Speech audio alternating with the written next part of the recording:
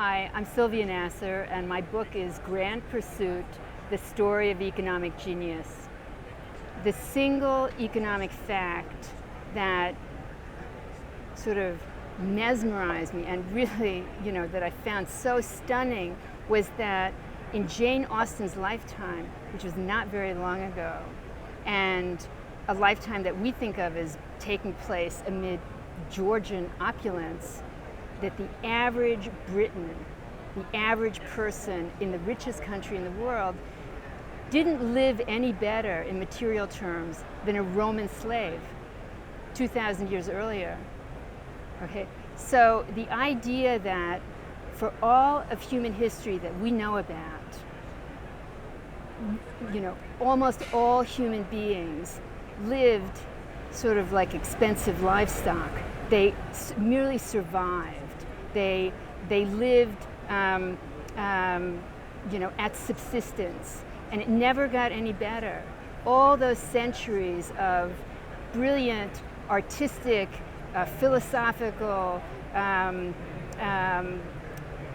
engineering achievement, scientific achievement, invention, but nothing ever changed the brutal, harsh conditions of most people who lived on this planet.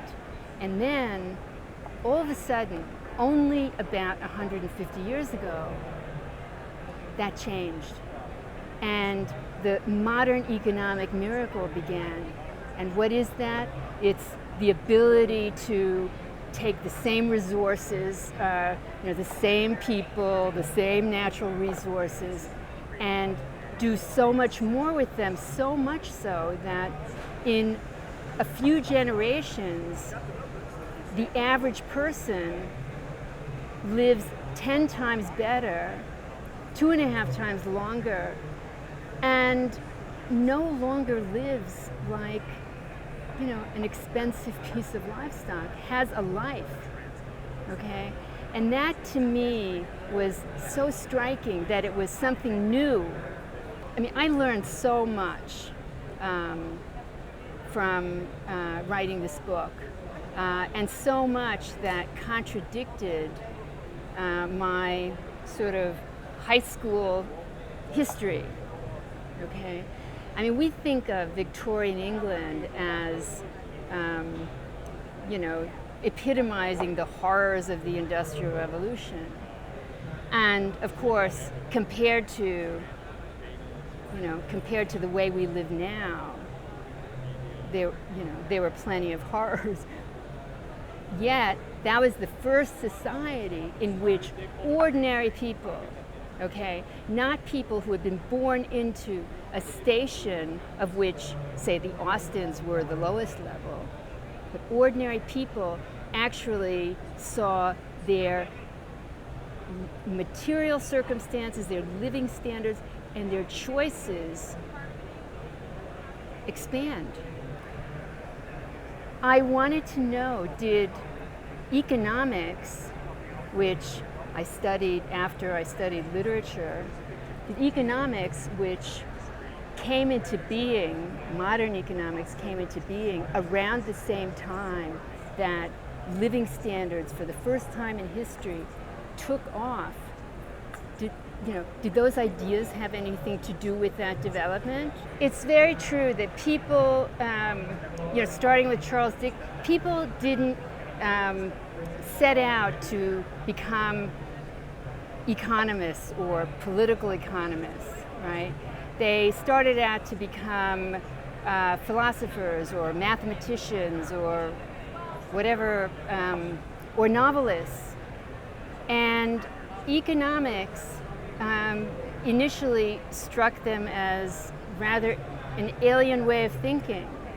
So what drew them? What made Karl Marx, who was interested in basically religious philosophy and religious, emancipation, what drew him to economics? What drew John Maynard Keynes to economics? Well, it was the fact that the problems of the day presented themselves increasingly as economic problems, and that's where the action was. Okay, so these very ambitious people, of course, wanted to be where the action was. I mean, that was one of the big surprises. Like everyone else, I kind of bought the myth that those Victorian economists were conservatives.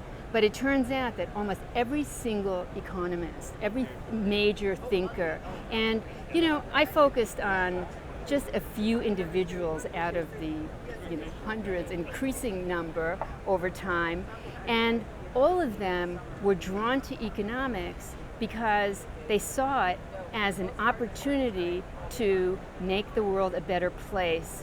They saw economics as almost a necessary condition, okay, for other kinds of reform. I mean, John Maynard Keynes, the great British economist, said it best. He said, look, and he was a great friend of all these artists and dancers and writers like Virginia Woolf and Duncan Grant. And he said, look, economists they're not the trustees of civilization. That job falls to the artists, okay? But they're the trustees of the possibility of civilization, because our material conditions are the means for all our ends, whatever we want to do, whether it's to create great art or simply to have a job.